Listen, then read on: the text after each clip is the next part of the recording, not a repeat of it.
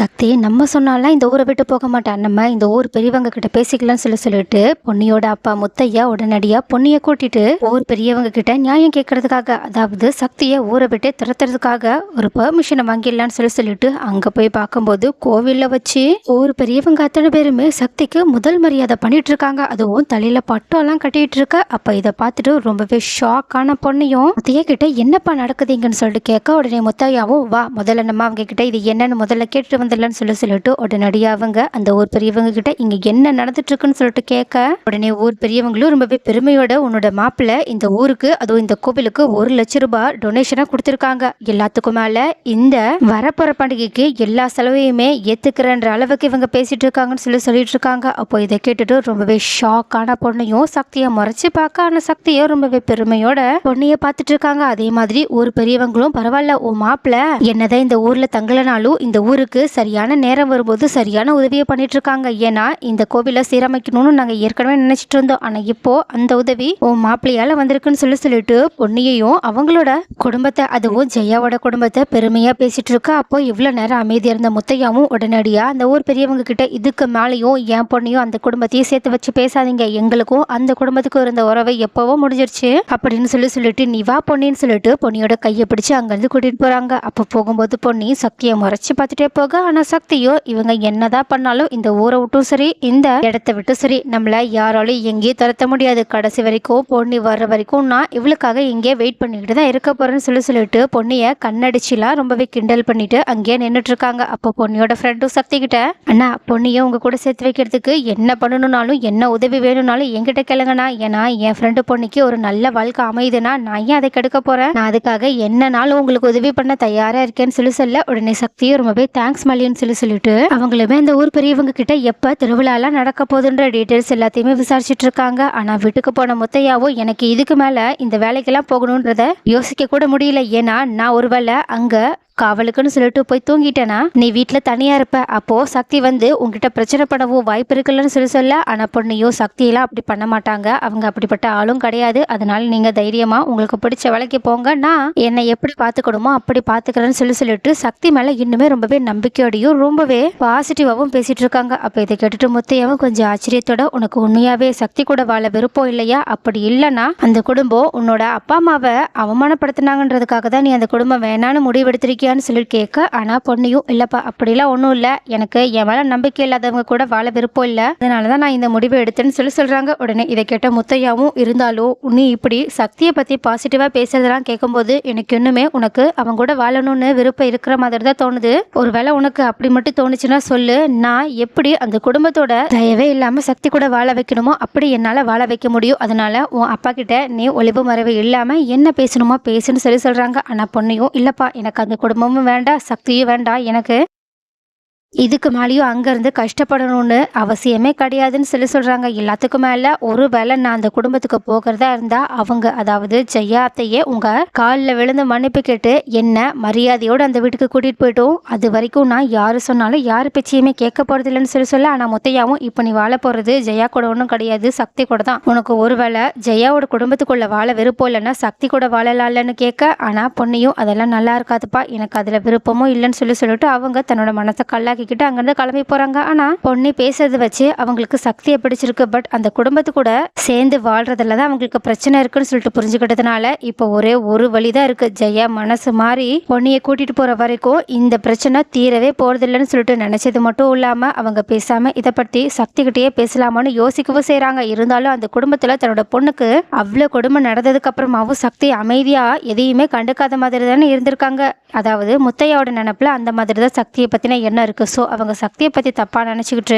அவங்க இன்னுமே சக்தி மேல கொஞ்சம் கோபத்துல தான் இருக்காங்க. பட் போக போக கண்டிப்பா சக்தி பொன்னியை எந்த அளவுக்கு விரும்புறாங்கன்றத முத்தையா தெரிஞ்சுக்கிட்டு அதுக்கப்புறமா அவங்க பொன்னியையும் சக்தியையும் சேர்த்து வைக்கிறதுக்காக கண்டிப்பா ஏதாவது ஒரு முடிவை எடுக்கதான் போறாங்க. பட் அது எப்பதான் வருதுன்னு பார்க்கலாம். ஆனா இந்த பக்கம் சக்தியோ தன்னோட முயற்சியை கைவர்ற மாதிரியே தெரியல. ஆனா இன்னொரு பக்கம் வீட்டுல இருக்க ஜெயாவோ ரொம்பவே கோபத்தோட தன்னோட பையன் தான் வேண்டான்னு சொல்லிட்டு அந்த பொன்னியை தேடி பின்னாடியே போயிட்டாலன்னு சொல்லிட்டு கடுப்போட உட்காந்துருக்கா. ஆனா சந்திரசேகரும் இந்த விஷயத்த பெருசா பெருசா யோசிக்காம அவங்க பாட்டுக்கு அவங்களோட வேலைகள் எல்லாத்தையுமே செஞ்சுட்டு இருக்காங்க. இதை பார்த்துட்டு இன்னுமே கடுப்பான ஜெயாவும், நீங்க என்னங்க பண்ணிட்டு இருக்கீங்க, நம்மளோட பையனை உங்களுக்கு எல்லாம் கூட்டிட்டு வரணும்ன்ற ஒரு எண்ணமே கிடையாதுன்னு சொல்ல ஆனா சந்திரசேகரும் நம்ம பையன் ஒன்றும் சும்மா இந்த வீட்டை விட்டு வெளியே போகலையே, அவன் ஒரு காரணத்தோட தான் போயிருக்கான்.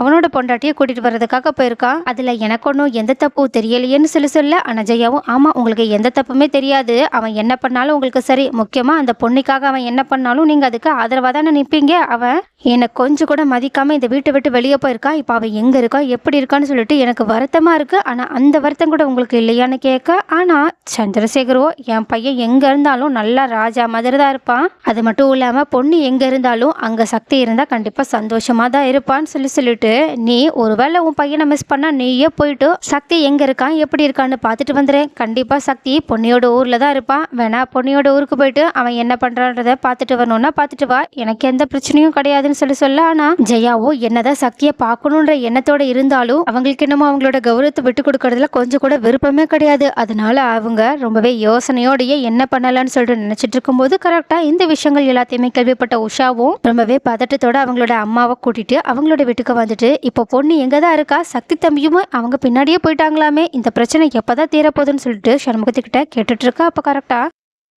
ஜெயாவும் உஷாவோட உடல்நிலை எல்லாத்தையுமே விசாரிச்சுட்டு இருக்கா. ஆனா சண்முகமும் ஏற்கனவே ஜெயா பண்ண விஷயத்தால அவங்க மேல கோபத்துல இருக்கனாலும் உஷா கிட்ட நடந்த விஷயத்த முழுசா சொல்ல ஆரம்பிக்கிறது மட்டும் இல்லாம, அம்மா மட்டும் அன்னைக்கு பொண்ணிய இங்கே இருன்னு ஒரு வார்த்தை சொல்லியிருந்தா இந்த பிரச்சனையே வந்திருக்காதுன்னு கூட சொல்றாங்க. இதை கேட்டுட்டு உஷாவும், ஏன் அத்தை இப்படி பண்றீங்க, அதான் பொன்னி மேல எந்த தப்பும் இல்லைன்றது தெரிஞ்சிருச்சுல, அப்புறமும் எதுக்காக அத்தை இப்படி அவ மேல கோபமா இருக்கீங்கன்னு கேட்க, ஆனா ஜெயாவும் அதை பத்தி உங்ககிட்ட இப்ப நான் சொல்லணும்னு விருப்பப்படல, ஏன்னா நான் அப்படி ஏதாவது சொல்ல போய் நீ ஏதாவது மனசு வருத்தப்பட வாய்ப்பு இருக்கு, அதனால இந்த பிரச்சனையை பத்தி இப்போதைக்கு பேசாம இருக்காதான் நல்லது, முதல்ல உன்னோட குழந்தையோட ஆரோக்கியத்தை பத்தி மட்டும் நீ யோசிச்சா போதுன்னு சொல்ல ஆனா உஷாவும், இல்லத்த நான் இப்போ இந்த நிலைமையில இவ்வளோ நல்லா இருக்கிறதுக்கான காரணமே பொன்னிதான், அவ இல்லாத இந்த வீட்டுக்கு நானுமே வரமாட்டேன், அவ எப்போ இந்த வீட்டுக்கு வராளோ அப்பதான் நான் என் குழந்தையோட இந்த வீட்டுக்கு வருவேன், அது வரைக்கும் நானுமே இந்த வீட்டுக்குள்ள வரமாட்டேன்னு சொல்லிட்டு எங்க உங்களுக்குமே என்னை பார்க்க விருப்பம் இருந்தா தாராளமா நம்ம வீட்டுக்கு வந்து பாருங்க, நான் குழந்தையே பிறந்தாலும் சக்தி தம்பியும் பொன்னியும் இந்த வீட்டுக்கு வர்ற வரைக்கும் வரவே போறதில்லைன்னு சொல்லிட்டு, அம்மா பேசாம நம்ம பொன்னியை பார்க்கறதுக்காக அவளோட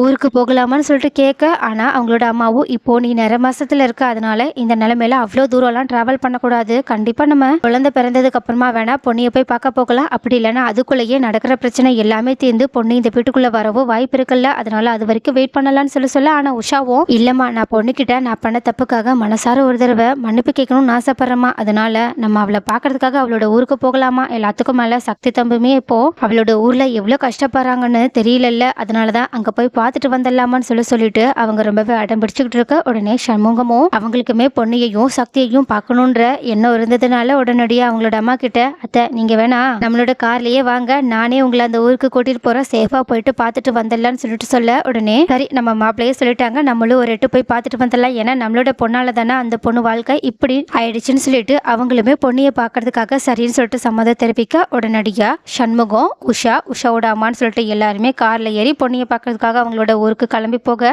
அப்போ இந்த மாதிரி உஷாவோட அம்மா சண்முகம் அப்படின்னு சொல்லிட்டு எல்லாருமே பொண்ணியை பத்தியும் சக்தியை பத்தியும் பேசின எல்லாத்தையுமே கேட்டுட்டு இருந்த ஜெயாவும், யாருக்குமே இப்போ என்னை பத்தி எந்த கவலையுமே கிடையாது, நான் ஜெயில போயிட்டு அவ்வளோ கஷ்டப்பட்டுட்டு வந்திருக்கேன், ஆனா இவங்க எல்லாரும் நான் ஜெயிலுக்கு போய் கஷ்டப்பட காரணமானவங்களோட காலையே விழுறதுக்காக அவங்கள தேடி அவங்களோட ஊருக்கு போயிட்டு இருக்காங்க, இவங்களுக்கெல்லாம் என் மேல அக்கறையும் இல்ல பாசமும் இல்லைன்னு சொல்லிட்டு மறுபடியுமே கோபத்துல கடுப்பாகிட்டு இருக்க, இதை பார்த்துட்டு சந்திரசேகரும் இவ எப்பதான் திருந்த போறாளோன்னு தெரியலேன்னு சொல்லிட்டு மனசுக்குள்ளேயே நினைச்சிட்டு இருக்காங்க. பட் இந்த மனசுக்குள்ள நினைச்சிட்டு இருக்கிறத சந்திரசேகர் வெளியே சொன்னா எவ்வளவு நல்லா இருக்கும், பட் அது எப்பதான் நடக்க போகுதுன்னு பார்க்கலாம். ஆனா இந்த பக்கமும் ஊருக்கு பொன்னியை தேடி போயிட்டு இருந்த உஷாவுக்கும் கொஞ்சம் அனீசியாவே கொஞ்சம் ஃபீல் ஆயிட்டு இருக்கு, அதனாலேயே அவங்களோட அம்மா கிட்ட அவங்களுக்கு இருக்கிற ஃபீலிங்கை பத்தி சொல்ல, உடனே அவங்களோட அம்மாவும் அவங்களை கொஞ்சம் கவனமா தான் பார்த்துட்டு இருக்காங்க, இருந்தாலும் அவங்களுக்கு மனசுக்குள்ள கொஞ்சம் பயமா தான் இருக்கு, ஆனாலும் ஒரு வழியா கொஞ்சமா சண்முகமும் அவங்களுக்கு தைரியம் சொல்லி அவங்களோட அதாவது பொன்னியோட ஊருக்கு கூட்டிட்டு போயிட்டு பொன்னியை பார்க்க வைக்க, உடனே பொன்னியுமே உஷாவை பார்த்த உடனே ரொம்பவே சந்தோஷப்பட்டுட்டு இருக்காங்க. உஷாவும் பொண்ணுக்கிட்ட சக்தி இங்கதான் இருக்காங்க, ரொம்பவே கஷ்டப்பட்டுட்டு இருக்காங்கன்னு சொல்லிட்டு அவங்களோட மனசை மாத்ததுக்காக எவ்வளவோ ட்ரை பண்றாங்க, ஆனா பொண்ணையும்